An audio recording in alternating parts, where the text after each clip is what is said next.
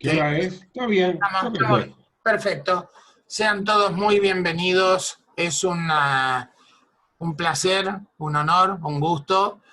Eh, las expectativas exceden al momento la transversalidad transnacional que Gerardo logra con su presencia, porque tenemos desde Israel, pasando por California, siguiendo por México, bajando por Paraguay, entrando por Perú, pasando por Brasil, siguiendo por Chile. Tenemos algunos infiltrados de Argentina por ahí y obviamente de Uruguay. Así que es un encuentro súper fraterno. La intención, les cuento, estamos nosotros aquí en Beitemuná con el Kerenkayem de Chile, con el Bikur Joilim, que para muchos de ustedes conocen a su presidente, Roberto Muñoz, con Yad Eliyahu desde Brasil, con dos comunidades de Argentina. Tenemos como una alianza estratégica para muchas cosas y estamos haciendo un ciclo que es conociendo la vida judía en distintos países desde el Río Grande para abajo. Y estamos de a poquito andando. Y me permití invitar a mi querido amigo Gerardo Stuczynski, que tiene una trayectoria de vida de activista sionista judío en Uruguay, para compartir eso, pasado, presente y futuro de la vida judía en Uruguay, y también, ¿por qué no?, si nos atrevemos, con la ayuda que veo aquí, que hay varios uruguayos que pueden apoyar y tal vez despertar preguntas en todos los que somos de otras partes, acerca de las fortalezas, oportunidades, debilidades, amenazas que pudiera haber en la vida judía en Uruguay. Y entonces ahora te dejo primero, Gerardo, que tomes la batuta y compartas free. Esto es una conversación, no es una confrontación, es conocernos y aprender unos de y con los otros. ¿Okay? ¿Cómo no? Con mucho gusto. Adelante, pues. Yo me voy a silenciar y voy a estar atento que nadie interrumpa. Espérense para las preguntas hasta que Gerardo nos haya hecho su primer avance. ¿Cómo no? Con mucho gusto. Muchas gracias. Yo voy a hacer una presentación, creo que esquemática, y después estoy abierto a todas las preguntas que ustedes con mucho gusto me quieran hacer, porque a veces cuando uno quiere compactar más de 100 años de vida judía en Uruguay, puede caer en una síntesis demasiado apretada, ¿no?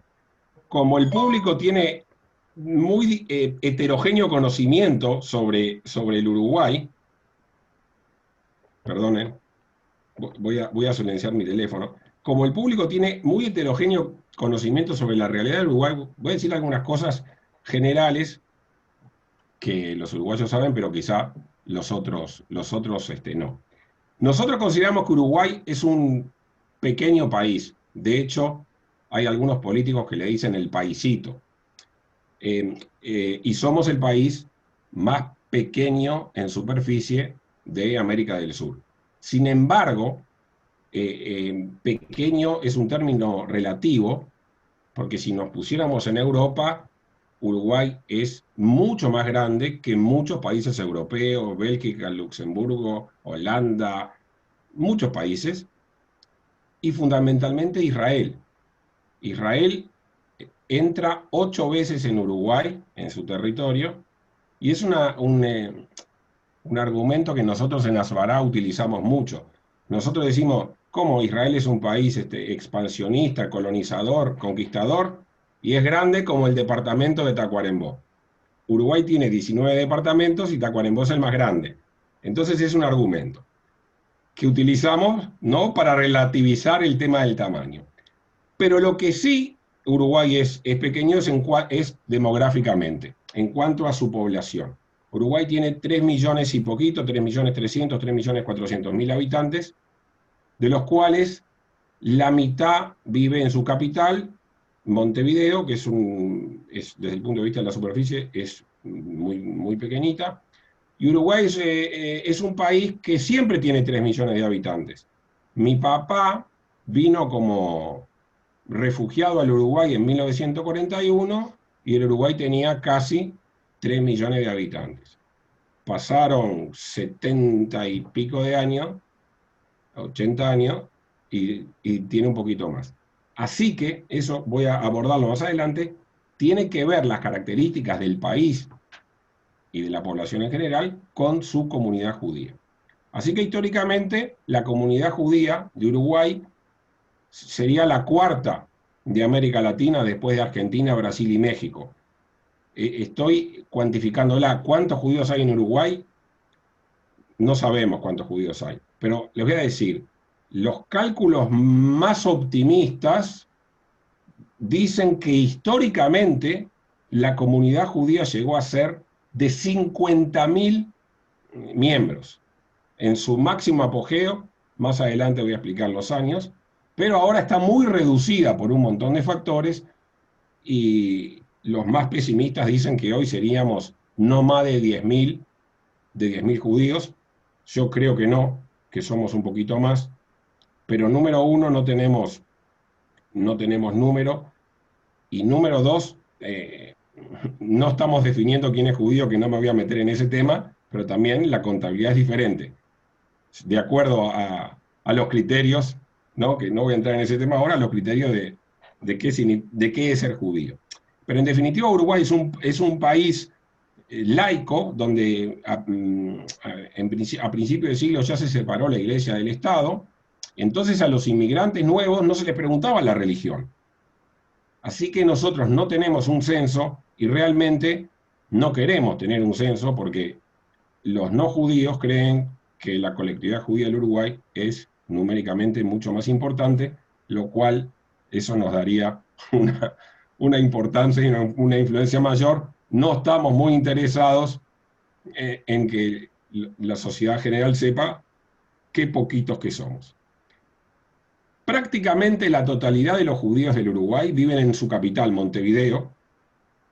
Hubo una pequeña comunidad en Paysandú de 300 integrantes en su apogeo hace 90 años, y hay una comunidad nueva, algunos conocen más o menos Uruguay, hay una comunidad bastante nueva en Punta del Este, que se fundó en el 2003, y que está creciendo, tenía 50, 60, 70 familias, y está creciendo porque la crisis de la Argentina y la crisis de la pandemia hace de que muchos argentinos optan por venir a vivirse a Uruguay, y Punta del Este es una opción espectacular, porque Punta del Este es un lugar maravilloso, un balneario de veraneo, para los que no saben.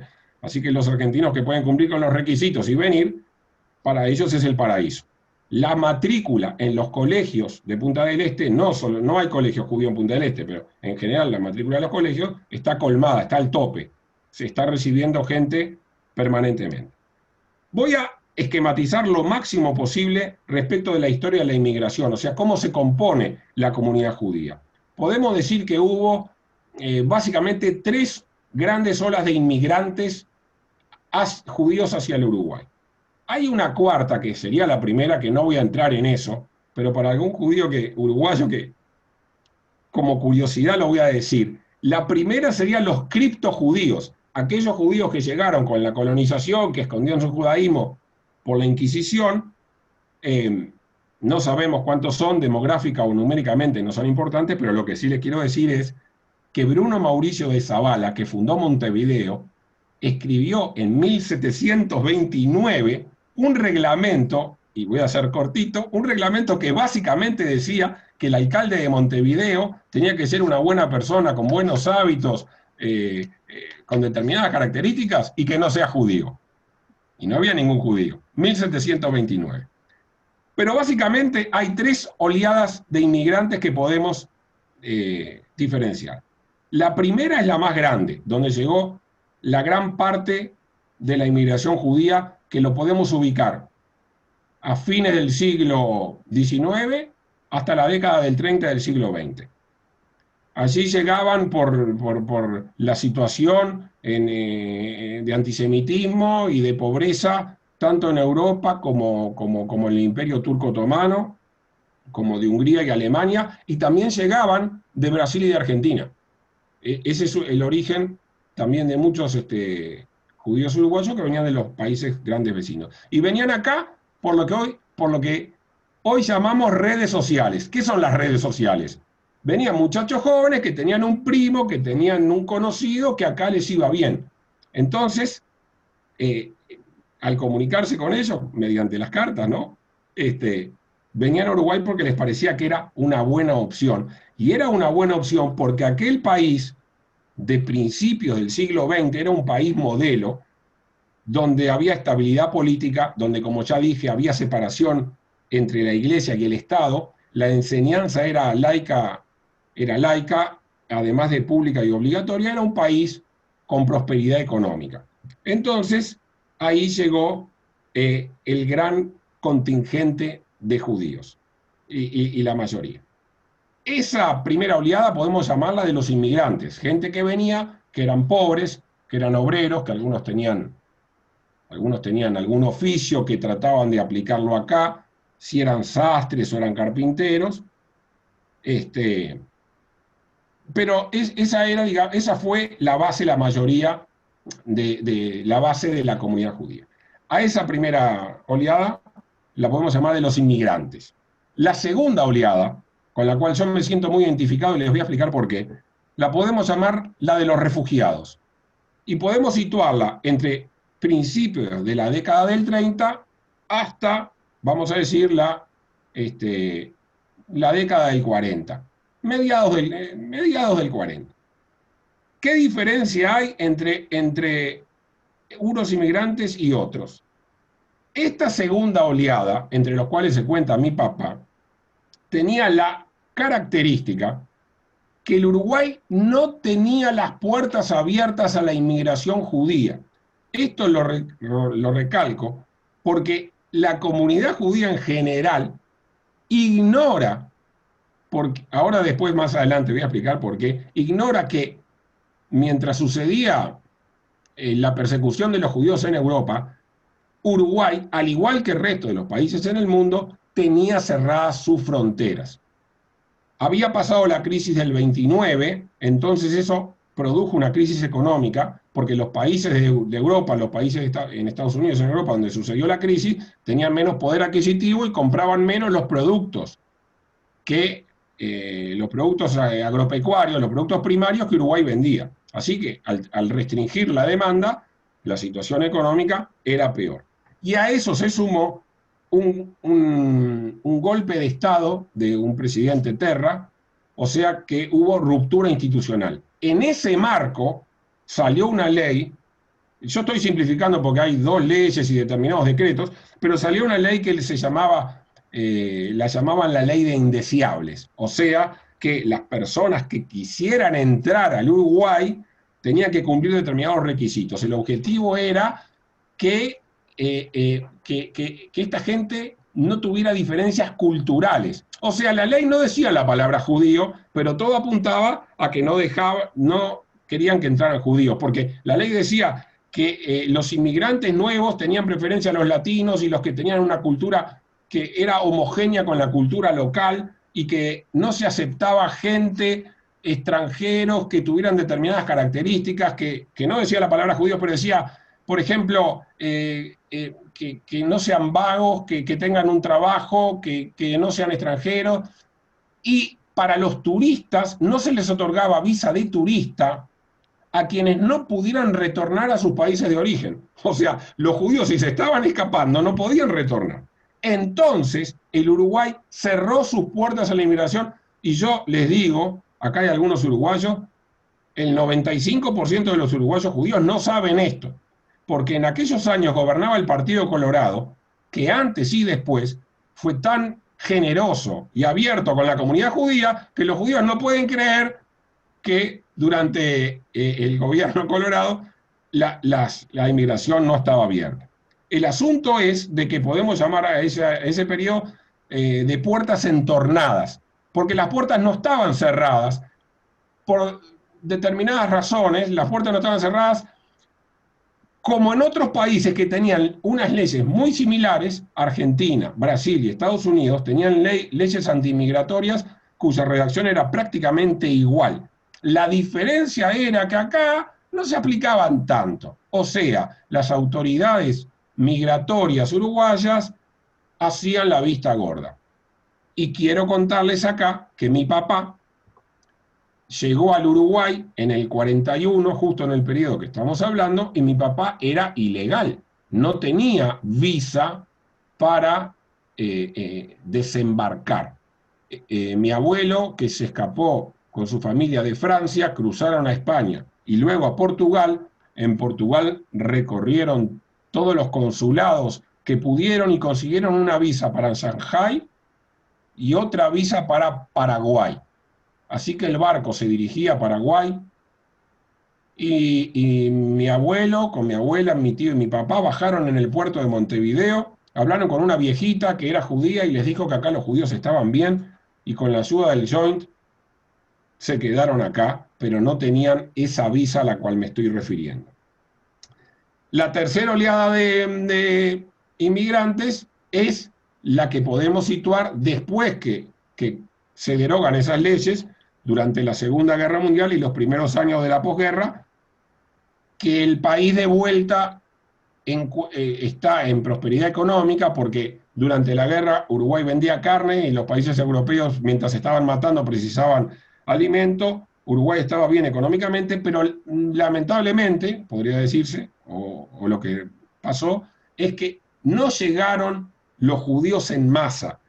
Eligieron otros países y en ese periodo no llegaron numéricamente muchos judíos.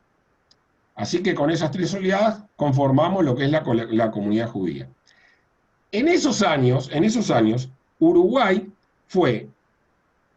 participó, Enrique Rodríguez Fabregat, que era su canciller, participó en la UNSCOP, la Comisión de las Naciones Unidas, que propuso a la Asamblea General la partición de Palestina. Uruguay tuvo un papel protagónico en la partición de Palestina y su canciller, que era del gobierno del Partido Colorado, apoyó fuertemente la creación de Israel. Uruguay fue uno de los primeros países del mundo en reconocer a Israel, el primer país latinoamericano en reconocer a Israel, el primer país latinoamericano en tener una embajada en Israel que estaba en Jerusalén. Luego, por la presión internacional, cambió el estatus de esa embajada y la puso como consulado. Uruguay no tiene embajada en Jerusalén, pero tuvo. Entonces, y además, bueno, se opuso a la internacionalización de Jerusalén, que era lo que en definitiva propuso las Naciones Unidas. En definitiva, era un gobierno muy amigo de Israel. Pero pocos años antes, 10 años antes, existía esta ley. Entonces, los judíos de estas oleadas, ¿de dónde provienen? Principalmente de Europa Oriental, Rusia, Polonia, Lituania, Rumania. La gran mayoría de la comunidad judía son ashkenazim. No le puedo decir un porcentaje, pero 70, 75%. No tenemos los números, es a ojo, ¿no? Pero la mayoría. También llegaron los judíos sefaradim de Turquía, fundamentalmente muchos de Esmirna, de Grecia y algunos de países árabes que habían sido expulsados con la creación de Israel. Y por último, en el tiempo cronológicamente, llegaron los judíos de Hungría, de Austria y de Alemania. Y esto, quiero hacer el perfil, porque hay algunos que son uruguayos, les va a gustar más, otros no lo van a entender, tengo que hacer, porque el público, como dije, es muy heterogéneo. Los ashkenazíes se establecieron en el barrio Goes, fundamentalmente, los sefaradíes en la Ciudad Vieja, y los alemanes y los húngaros en el centro y barrio sur.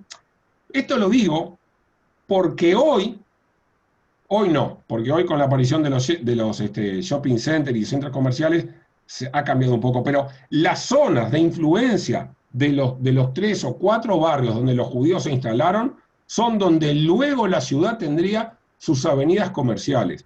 Los judíos tuvieron fundamental influencia en el comercio minorista y en convertir a unas calles, que eso tiene su derivación hoy en día, unas callejuelas, en centros comerciales. A pesar que en su momento, como dije, eran obreros y eran comerciantes minoristas. En 7 cuadras a la redonda del barrio de Goes, que ustedes algunos conocen, había 2 escuelas, 7 sinagogas, había medios de prensa escrito, había un semanario y 3 diarios, había diarios en yiddish, había 3 tnuot, era en 7 cuadras a la redonda, había dos mikve y había 2 bancos, y esto lo quiero contar, 2 bancos judíos. Resulta que los judíos de izquierda fundaron una caja de ayuda mutua que era para ayudar a los inmigrantes. Ahora les voy a decir por qué tiene que ver que sean de izquierda. Los judíos de izquierda fundaron varias instituciones, una de las cuales se llamó Banco Israelita. Quiero que presten atención a los nombres porque son graciosos. Ahora voy a seguir. El banco de los judíos de izquierda, comunistas, se llamaba Banco Israelita. Fundaron un sanatorio con una farmacia que acá en Uruguay se llama eso, una mutualista. Un instituto colonizador para establecer una colonia agrícola judía en el interior. Y un cementerio para aquellos judíos que no quisieran cumplir el rito religioso, que el cementerio está pegado al otro, ¿no? Los cementerios es un mismo predio, pero es otro. Para los judíos que no eran religiosos y no tenían que cumplir con los ritos religiosos, fundaron un cementerio al lado del otro cementerio. Entonces este banco, como era comunista, no quería atender a los burgueses. Entonces atendía a los pequeños inmigrantes que, por ejemplo, juntaban plata y querían mandarle la plata a sus familias para que vinieran a Uruguay, o precisaban la plata para comprar materiales o herramientas de trabajo. Entonces el banco, estoy simplificando mucho porque cambiaron los directorios, ¿no? Es una caricatura lo que estoy haciendo, pero el banco no quería darle crédito a los burgueses, a los burgueses, comerciantes o industriales, y no quería darle crédito a los sionistas o a los judíos religiosos. Por supuesto que el banco después se fundió, porque con esa política comercial, por supuesto que se fundió. Entonces los sionistas, como reacción, fundaron otro banco, que se llamó, y ahí voy a lo de los nombres, que es gracioso, el Banco de los Judíos Sionistas, que eran comerciantes industriales, que el otro banco no les prestaba, se llamó Banco Palestino. Porque nosotros, cuando hacemos Asbará, decimos que nosotros somos los palestinos. En Uruguay el Banco Palestino fue un banco muy importante, y hay un supermercado muy importante que en sus orígenes se llamaba Alpasa. Alpasa es Almacén Palestina Sociedad Anónima. Los palestinos éramos nosotros, ¿no? Entonces, bueno, el Banco Palestino les otorgaba crédito a lo que nosotros llamamos, eso sí lo deben saber en otros países, clappers o cuenteniks, que eran los cuentapropistas que vendían casa a casa y otorgaban el crédito, y que fueron los pioneros de otorgar crédito, ¿no? Así que eso de izquierda y los sionistas y los no religiosos, en realidad muchas instituciones tienen ese origen. Las escuelas, que no voy a hacerles toda la historia, pero las escuelas también. Una escuela fue fundada por judíos sionistas socialistas que se llamó la Sholem Aleichem, que hablaban en yiddish, y el otro colegio religioso fundado por la Asociación de Damas Mizrahi, que es un colegio ortodoxo sionista. En definitiva, esas diferencias ideológicas no solamente nos peleamos ahora, sino que siempre fue así, y no sé si antes no era peor. En definitiva, esos barrios ya no están habitados por los judíos, pero, por ejemplo, Goes, que tiene esa calle, Arenal Grande, que tenía muchos comercios minoristas judíos, después de la aparición de los shopping centers, quedó como una zona de comercios mayoristas. Al menudeo minorista se vende en los shopping centers, pero esa calle quedó como el centro comercial mayorista más importante del Uruguay. Y a lo que voy es que la gente llama a ese lugar el barrio de los judíos. Todos lo llaman así. el barrio de los judíos. Los judíos ya no viven ahí, se mudaron a un barrio, la mayoría viven en Posito, que es un barrio en la costa de Montevideo, al lado del Río de la Plata, un hermoso barrio donde yo también vivo, pero donde había 7 sinagogas, no quedó ninguna, hay una sola, chiquita, bueno, como vestigio de lo que fue. No hay Tnuot, no hay nada, los judíos se mudaron, pero quedó Barrio de los Judíos. A mí siempre me molestó como uruguayo que me dijeran Barrio de los Judíos, hasta que un día como turista visité Panamá y me dijeron, este es el Barrio de los Judíos. Y me resultó interesante. Entonces ahí me di cuenta que no tiene nada de malo. En realidad, decir Barrio de los Judíos está explicando parte de nuestra historia. No, no es algo despectivo. Uno como que va cambiando de opinión. Cuando era joven no me gustaba, pero es ilustrativo de que en ese barrio la vida judía tenía una riqueza increíble, que no tiene parangón. El semanario hebreo que nació en ese barrio todavía existe. Es el que dirige Ana Jerosolimsky y Juana Beris, que muchos de ustedes la conocen y la leen, porque es la hija de su fundador, José Jerosolimsky. Eso nació, ese semanario que todavía existe y creo que es el más longevo del mundo judío. No hay ninguno, no sé cuánto va, si va, no sé cuántos años van, 60, 70 años, no sé cuántos años van. Y bueno, y Ana vive en Israel, pero sigue sacando el semanario hebreo todas las semanas aquí en Uruguay. Entonces, esa comunidad judía de esas características se organizó aquí en el Uruguay en Keilot. La Keilá, modelo de la Keilá de Polonia del siglo XVI, o sea, un modelo de autogobierno judío donde la Keilá se preocupa de que tengan servicios religiosos, servicios sociales, beneficencia, educación. Ese es el modelo que, como la mayoría eran ashkenazim, también los sefaradín fundaron su comunidad. Así que acá hay 4 comunidades que se dividen de acuerdo a sus orígenes. La Keilá, la comunidad israelita del Uruguay, todas se llaman comunidad israelita, pero les explico qué es. La comunidad israelita del Uruguay es la comunidad ashkenazí, la comunidad israelita sefaradí, la nueva congregación israelita, que es la comunidad de los judíos provenientes de Alemania y Austria, y la comunidad israelita húngara, que son los de habla húngara. Esas 4 comunidades son la columna vertebral de el ISU, que tiene muchísimas instituciones, que no las puedo nombrar a todas, pero lo que quiero comentarles es cómo surge, porque hay alguna anécdota que está buena. Las comunidades surgen en el mundo, en el Uruguay y en el mundo y en la historia, por la necesidad que tienen los judíos específicas, sus propias necesidades religiosas, que necesitan estar en comunidad para poder cumplir. Entonces, los judíos querían tener un cementerio judío, ¿no? Para cumplir con los ritos. Así que una delegación de dirigentes de la comunidad se entrevistó con el entonces presidente a principios del siglo, José Valle y Ordóñez. José Valle y Ordóñez fue el presidente, para sintetizar mucho, más importante de la historia del Uruguay. Fue el que digamos, sacó la legislación más avanzada del continente, donde la mujer tenía derechos, podía votar en el divorcio, tenía igualdad de derechos que el hombre.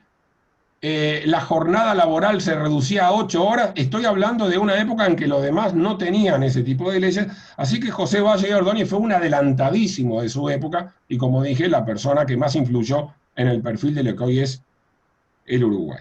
Pero resulta que cuando los dirigentes judíos van a hablar con José Valle y Ordóñez, le dicen: nosotros queremos tener un cementerio judío. Entonces Valle y Ordóñez estaba horrorizado, porque él no entendía cómo nosotros, los judíos, que somos discriminados y perseguidos en toda parte del mundo, acá en el Uruguay teníamos los mismos derechos y podíamos ser enterrados exactamente igual que los demás. Pero a pesar de que teníamos esos derechos, nosotros queríamos no enterrarnos junto con la población que no era judía. De todas maneras, a pesar de su sorpresa, en 1900, bueno, el cementerio data de 1917, los judíos compraron un predio en el departamento de Canelones, no es en Montevideo, donde es el cementerio judío, y todas las comunidades en forma mancomunada administran el cementerio. Es un cementerio único que es de todas las comunidades, y de los judíos aquellos que yo les dije que eran de izquierda, que no se querían enterrar con los ritos, también. O sea, el predio es único. Ahí están todos los judíos, de izquierda, de derecha, religiosos. Bueno, el cementerio es único.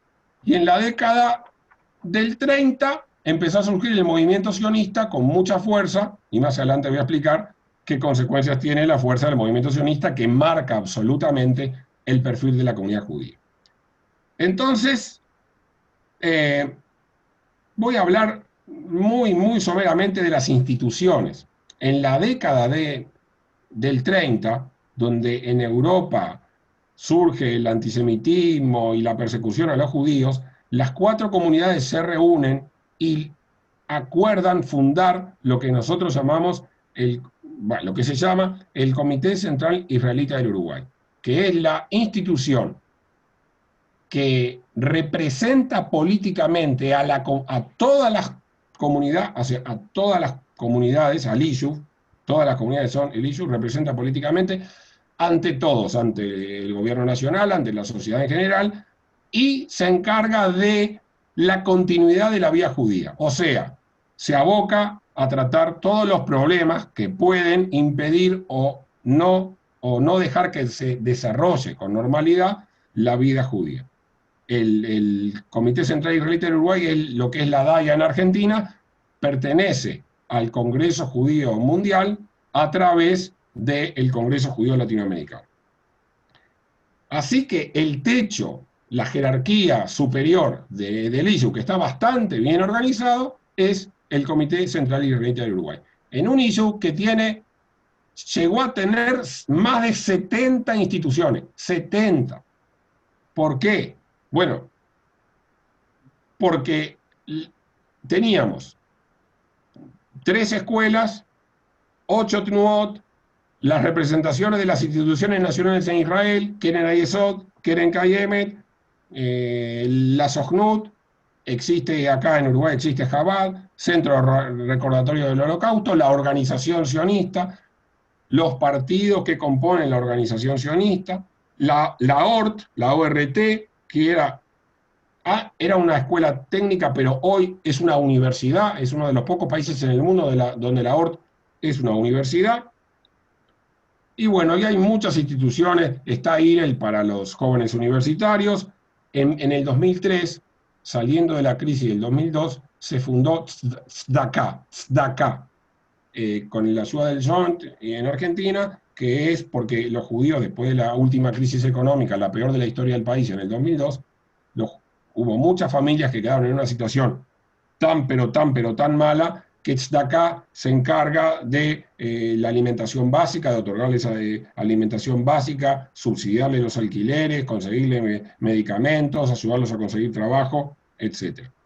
Quiero mencionar acá, entre 70 instituciones, que no voy a nombrar todas, que la Keilah, la Comunidad Israelita del Uruguay, tiene lo que ellos llaman un área de inclusión, que es un grupo especializado para personas con discapacidad, que surgió para personas con discapacidad de la colectividad y que por supuesto acuden gente que nadie se le pregunta si es judío o no, donde hay actividades especializadas, donde los chicos tienen talleres, actividades, cocinan, hacen de todo, y que es un ejemplo a nivel nacional. Y después hay instituciones femeninas, hay un montón. La Bitso, tengo que nombrarla porque mi mujer es la presidenta, pero está Nahamat, y está el Cefidu, en fin, hay un montón.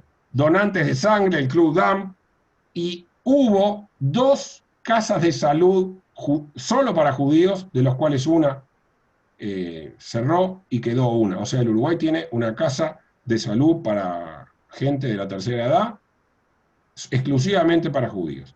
Hubo 3 colegios, ya lo dije al pasar, pero lo quiero recalcar.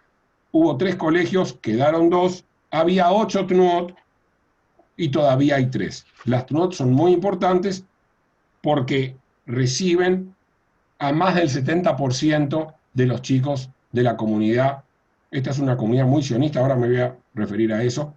Hay un club deportivo que se llama Hebraica y Maccabi, que en estos momentos, Hebraica y Maccabi es un club deportivo que ofrece lo que cualquier otro club deportivo y además en básquetbol compite en la Liga Nacional. En este preciso momento, porque yo fijé, este suma hace mucho y no sabía que había un partido tan importante, en este preciso momento está jugando, porque acá se está jugando la Liga Nacional, Hebraica Maccabi, que es una fusión entre tres instituciones deportivas, está compitiendo y está jugando en la Liga Nacional, de la cual salió campeón 6 veces. Estamos hablando de un cuadro que al básquetbol está entre los mejores del país. Con respecto a las características, quiero hablar de el grado de religiosidad, ¿no? Alguien decía que hay 1000 maneras de ser judío y ninguna de dejar de serlo. Bueno, acá, con respecto al grado de religiosidad, tenemos particularidades. Hay, por supuesto, judíos ultraortodoxos, está Chabad, como dije.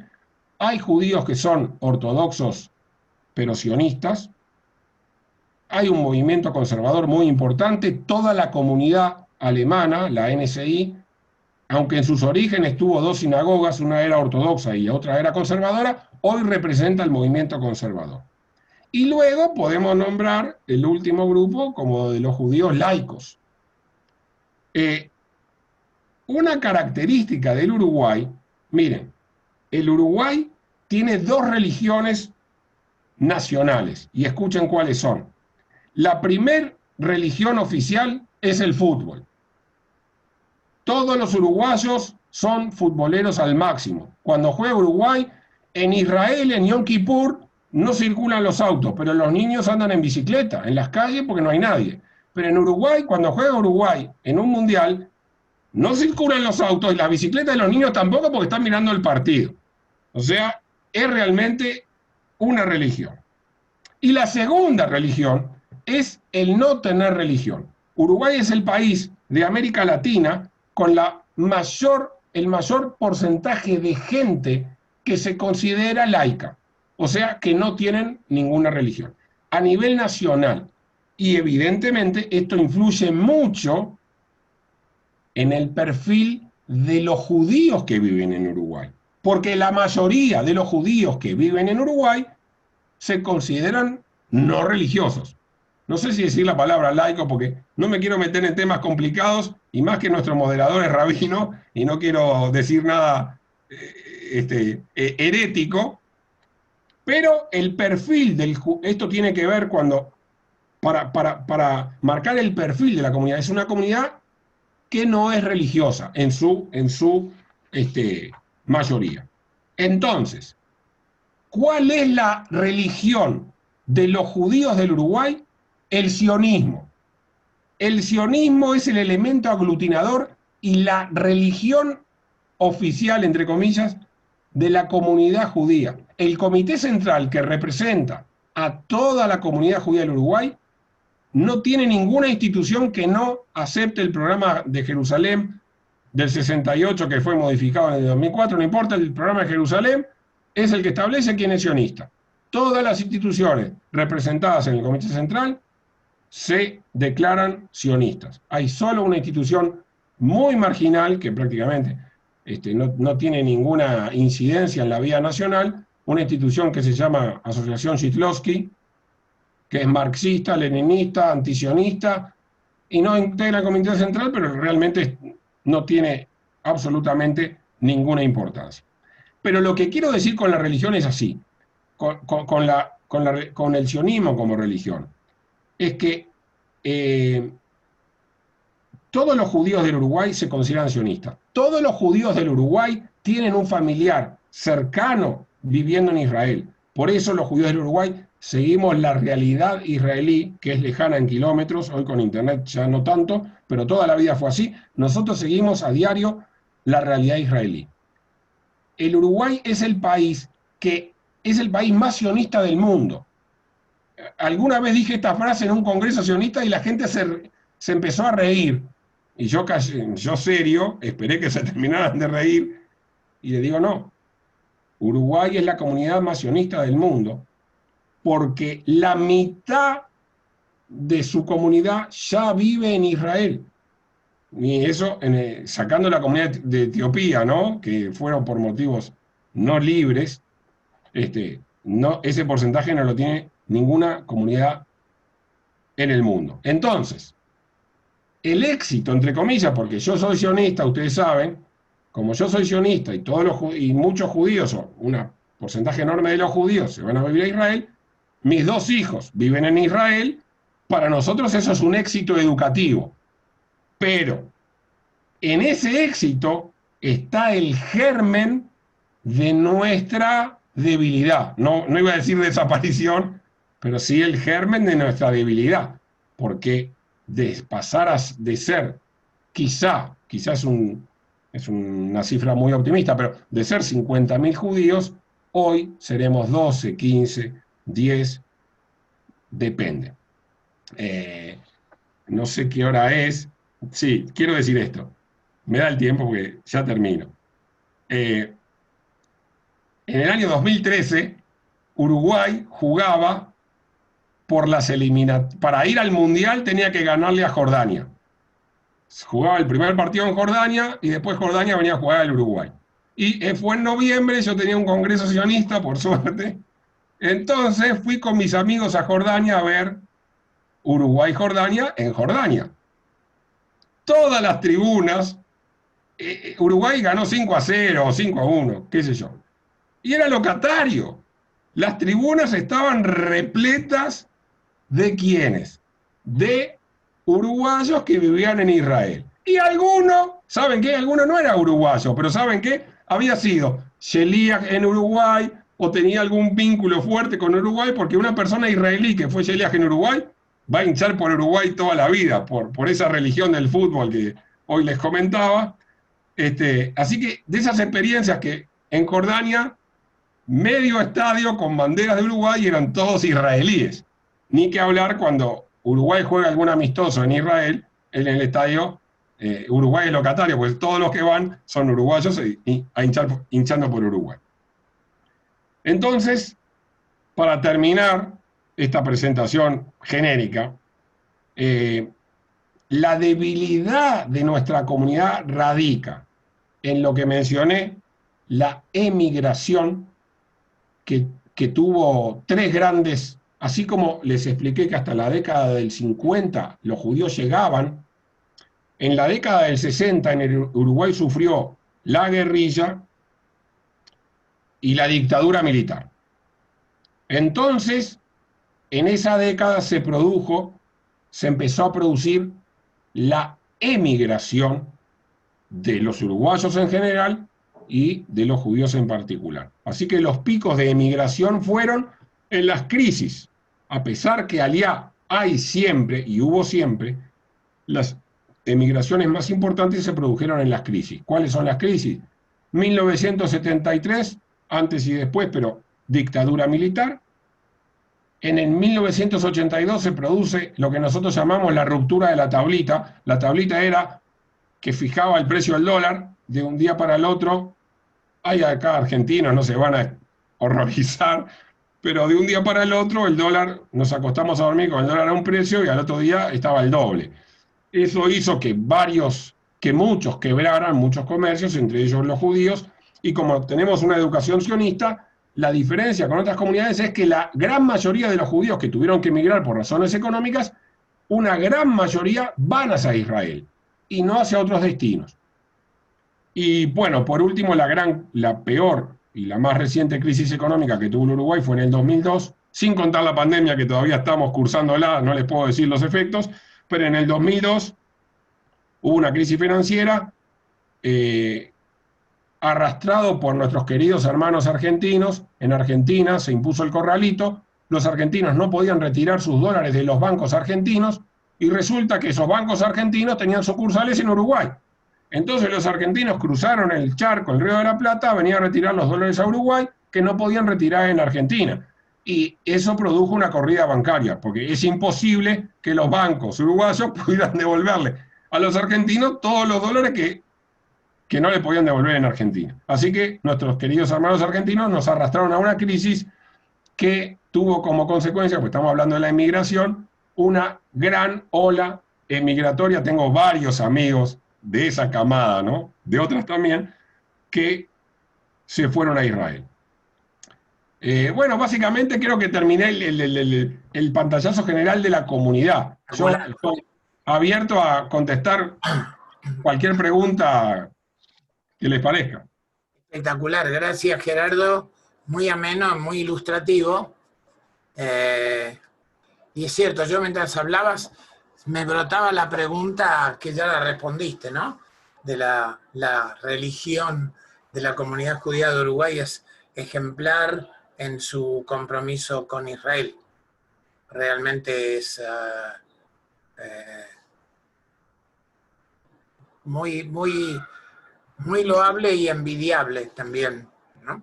Eso que describías de en 7 cuadras a la redonda tantas instituciones judías, parece el mapa de tantos lugares, por eso los chistes que nosotros nos reímos de nosotros mismos, ¿verdad? De donde hay una comunidad y 4 candidatos a presidente y así, ¿verdad? Bueno, vamos a ver si alguien tiene ganas de... En el chat hay uno que es un señor Marcos, que creo que es una pregunta más bien privada, porque quiere saber cuánto hace falta para un jubilado, para una pareja, ir a vivir ahí a Uruguay. Creo que no es en la instancia para responder, porque no es el objetivo. Y alguien, Alejandro, te pregunta, ¿cuál fue la relación del presidente Mujica hacia la comunidad judía? Si podés algún alcance. Eso es una pregunta excelente. Vos decime cuánto tengo para contestarla. En un telegráfico. Bueno, telegráfico es así. Mujica era presidente del Uruguay mientras se produjo la última guerra de Gaza del 2014. Y Mujica, en algunas declaraciones, voy a decir la más representativa, dijo que Israel cometió un genocidio. Decir que Israel cometió un genocidio, no les voy a explicar a ustedes, cuando llovían los misiles sobre la población civil israelí, nosotros consideramos que eso directamente genera antisemitismo. Porque ustedes imagínense, o sea, eso es un ataque no solamente contra Israel, que por supuesto repudiamos, sino que es un ataque contra su propia comunidad judía, porque ese tipo de declaraciones de pertenecer a un pueblo genocida son declaraciones que provocan, aumentan, incentivan el antisemitismo, y que no era ninguna vergüenza expresar en las redes sociales las barbaridades más espantosas contra los judíos, si el propio presidente hace una acusación de ese estilo. Esa es la respuesta corta. ¿Puedo contar alguna anécdota más? Sí, dale. Resulta que en el 2010 la organización sionista le entregó el premio Jerusalén. Hace 30 y pico de años, no me acuerdo, 35, muchos años, en forma ininterrumpida, la organización sionista otorga el premio Jerusalén a la persona no judía que se haya destacado por su amistad y por la comprensión, por el respeto a los derechos humanos, ese tipo de cosas, ¿no? Que es amigo de Israel y amigo de los judíos. Bueno, a veces uno da el premio por un merecimiento, y a veces se da el premio como un incentivo, como un estímulo, ¿no? A que, bueno, no sos tan amigo mío, pero tengo la esperanza de que lo seas. Eso no lo estoy inventando yo, porque no lo estoy diciendo en mi defensa. A Barack Obama le dieron el Premio Nobel de la Paz, y la verdad que por la paz, yo no sé, no hizo nada nunca, y mucho menos cuando le dieron el premio. Era un estímulo. Bueno, a nosotros el premio Mujica nos salió mal. Yo integraba el jurado en el 2010, yo integraba el jurado que le dio el premio a Mujica, y todavía hoy, porque de las buenas, no sé si se acuerdan, pero todavía hoy, en cualquier institución judía con alguien que me encuentro, me lo sigue reprochando. 4 años después, Mujica demostró quién era. No es que nosotros no sabíamos quién era, pero no sabíamos que iba a venir una guerra ni que iba a reaccionar de una manera tan nefasta. Así que nuestra apuesta hacia su amistad y su comprensión falló estrepitosamente, Y hasta el día de hoy, los judíos en la calle me lo siguen reprochando, a pesar de que no es que yo era el dueño, yo era uno.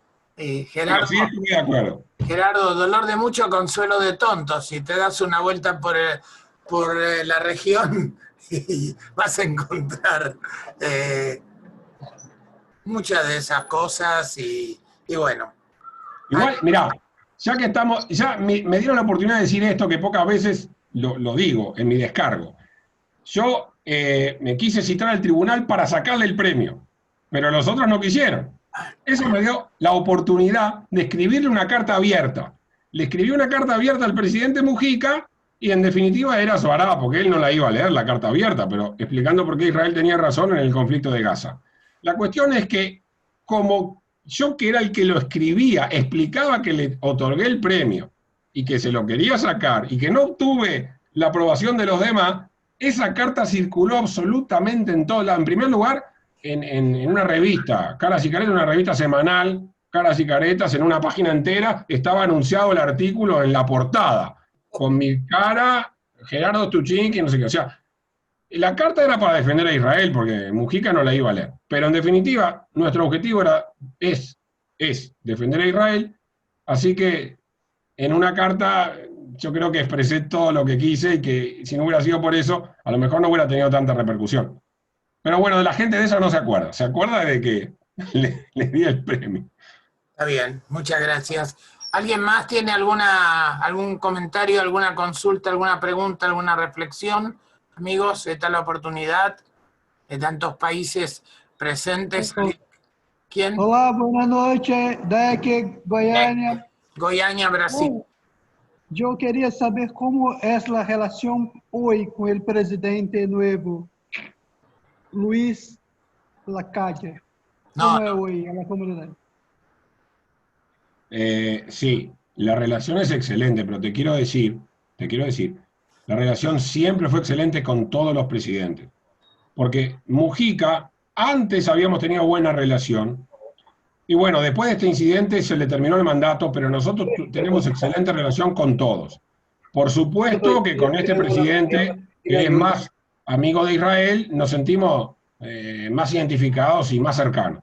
Pero la comunidad judía como comunidad formal, nosotros tenemos un vínculo estrecho con todos los partidos y con todos los presidentes, y este no es la excepción, todo lo contrario. El último incidente que pasó es que en la Comisión de Derechos Humanos de las Naciones Unidas se presentó una moción condenando a Israel por el trato que le dispensa a las mujeres palestinas. Y Uruguay votó a favor. Así que nosotros nos quejamos al canciller, y ¿saben lo que pasó?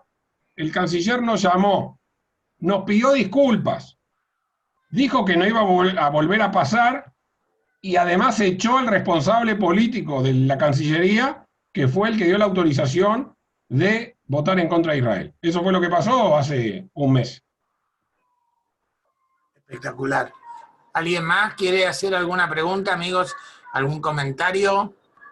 Vino una preguntita, Gerardo, buenas tardes, excelente exposición. Quiero preguntarte, en Chile tenemos una comunidad palestina que últimamente no ha sido muy amigable la relación con ella. ¿Ustedes cómo están respecto de eso en Uruguay con comunidades palestinas? Conozco el tema de Chile, Acá es el paraíso, no tenemos palestinos, hay 500 palestinos en el Chuy, que es en la frontera con Brasil a 500 kilómetros, y tienen una muy buena relación con algún vecino comerciante judío. Ese problema no lo tenemos. Tenemos problemas de antisemitismo, sin duda, que no entré en el tema porque es un capítulo aparte, pero el antisemitismo proviene, bueno, como en todos lados, de la extrema derecha, que no es muy fuerte, pero existe, de la izquierda, que es bastante más fuerte y bastante más organizado.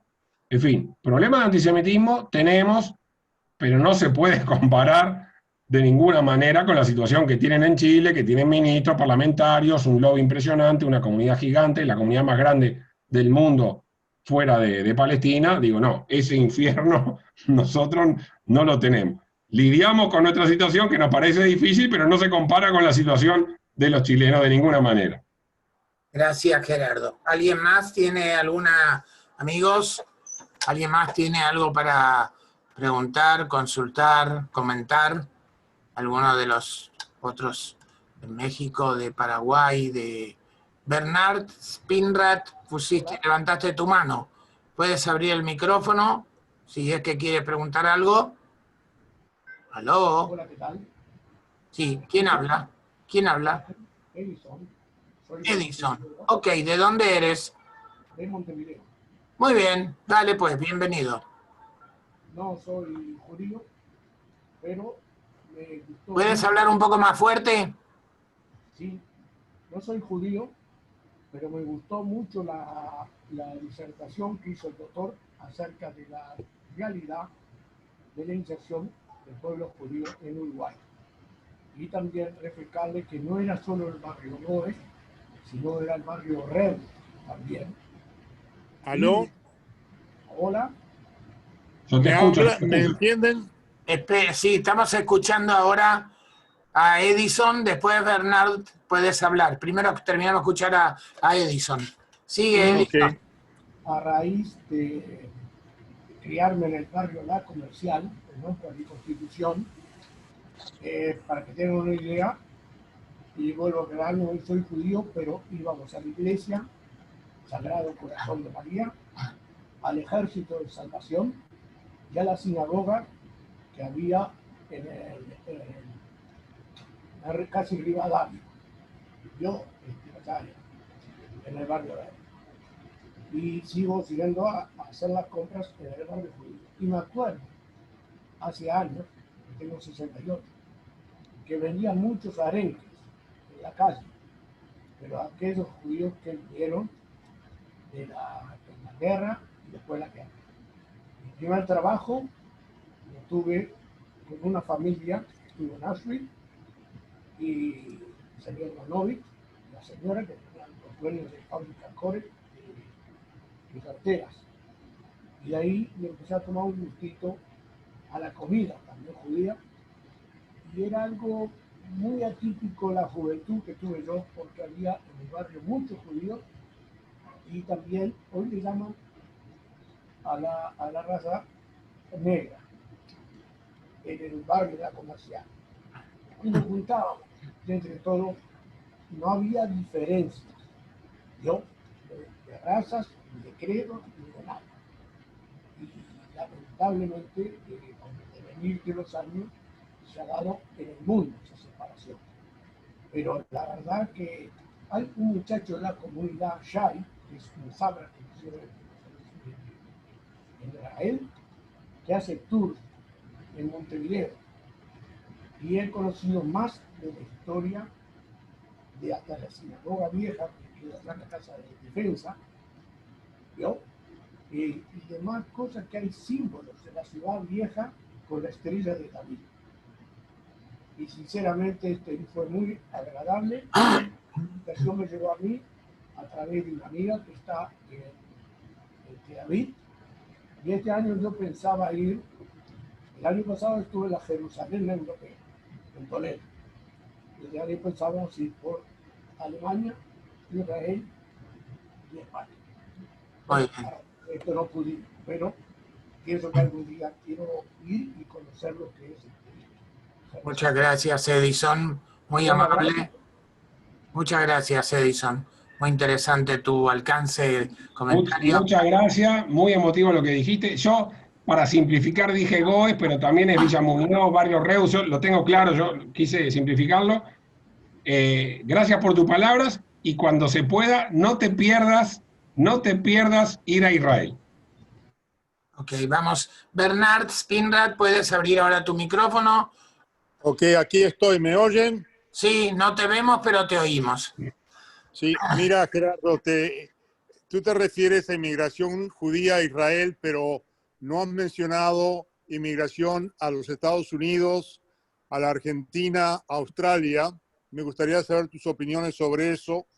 Y segundo punto es si ha habido mucha reinmigración de judíos que se fueron en los años 60, 70 y están volviendo para su retiro. ¿De qué país sos, Bernard?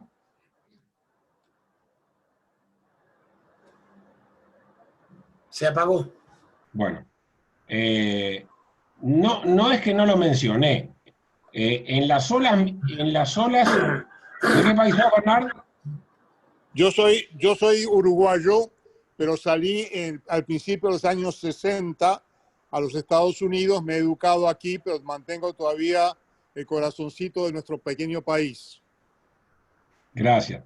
Mirá, te explico. Hablé de las olas migratorias alrededor del 73, alrededor del 82, alrededor del 2002. Lo que caracteriza a la comunidad judía respecto de otras comunidades judías en el mundo es que una gran mayoría opta por Israel. No es el 100%, pero tiene parangón en ningún otro país en el mundo la cantidad de judíos que optan por Israel en lugar de, como dijiste tú, Estados Unidos, Australia, España, en los cuales también hay judíos. Hay algo que no dije porque no es relevante, pero en los últimos años hay una comunidad judía en Panamá, hay muchos uruguayos que hacen aliá, entre comillas, a Panamá, porque, bueno, encontraron oportunidades laborales. No lo mencioné porque numéricamente no es significativo. Lo que es significativo es que con el transcurso de 70 años, bueno, perdón, es menos, es desde la década del 50, pero 70 años, en el transcurso de 70 años, una mayoría, o sea, un porcentaje muy alto de los judíos optó por irse a Israel. El porcentaje de los que vienen es ínfimo. Yo no conozco a ninguno. De Israel no conozco a ninguno. Y si algún jubilado hizo su vida en Estados Unidos y quiere venir, es bienvenido. Tampoco conozco, pero no es significativo. Conozco no judíos, algunos norteamericanos que han optado por venir en su jubilación a Uruguay. Casos de familias judías no conozco, pero si los hay, no son significativos, sin ninguna duda, desde el punto de vista numérico. Gracias, Gerardo. Yo creo, amigos, tenemos que ser considerados con Gerardo y con cada uno de ustedes, por también las diferencias horarias. No sé si hay alguien más que quiera hacer algún comentario. Si no, Gerardo, de verdad agradecerte profundamente. Creo que aprendimos y en el aprender nos acerca mucho más, porque al entender, al conocer, al escuchar, nos hace sentir, yo insisto, que somos una tribu muy especial, el pueblo judío, y nos hace sentir que detrás de un título de un país o de una, qué sé yo, de una sigla, hay rostros, hay experiencias, hay vivencias, hay emociones, y en este caso particular hay un palpitar orgulloso e hidalgo de un judaísmo sionista. Así que de verdad te doy las gracias. Creo que es un referente, un ejemplo de la dinámica, cómo trabajan, cómo evolucionan. Y también te agradezco por la honestidad de hablar, junto con eso, de lo que llamaste, bueno, una debilidad, amenaza o situación, porque generalmente lo que hacemos los dirigentes es, todo está bien, no pasa nada, está todo piola, no hay nada, no tenemos problema, está todo tranquilo, así que también te agradezco por eso. Les agradezco a cada uno por haberse tomado el tiempo y por supuesto te doy la última palabra, Gerardo, a ti para que tú cierres como mejor consideres pertinente. No, te agradezco la invitación. Te agradezco la invitación. Para mí fue un placer hablar sobre esto, que es la realidad cotidiana que me rodea, que hay gente que puede sentirse más o menos lejana. Para mí, yo soy dirigente comunitario desde que soy muy joven, para mí es el quehacer diario. Así que no, para mí un placer. Te agradezco mucho la invitación y gracias por la atención a todos ustedes. Muchas gracias. Creo que aunque sea virtual, Gerardo se merece un aplauso maravilloso. Muchísimas gracias. Saludos a Nadine y a todos allá. Genial, Gerardo. Muchísimas gracias. Toda Rabá. Amigos, muy buenas noches. Que estén muy bien donde quiera que estén. Y hoy mañana estamos recordando y honrando la memoria del que fuera premier de Israel, Yitzhak Rabin Zichrono Libraja, Yitzhak Ben Nehemia Berrosa. Así que hablando de sionismo, hablando de Israel, hablando de ese vínculo, me parece una hermosa manera de honrar la memoria de un líder del pueblo judío, un líder referente del sionismo y de Am Israel y de Medinat Israel. Muchísimas gracias otra vez, Gerardo. Muchísimas gracias a todos y a cada uno. Que tengan muy buenas noches. Vamos a terminar la comunicación. Gracias, Shmuel. Gracias, Gerardo. Un abrazo. Un abrazo, Manuel. Un abrazo, Manuel. Chao. Chao, Claudio. Chao, chao. Chao, Gerardo. Chao, Rabin. Gracias.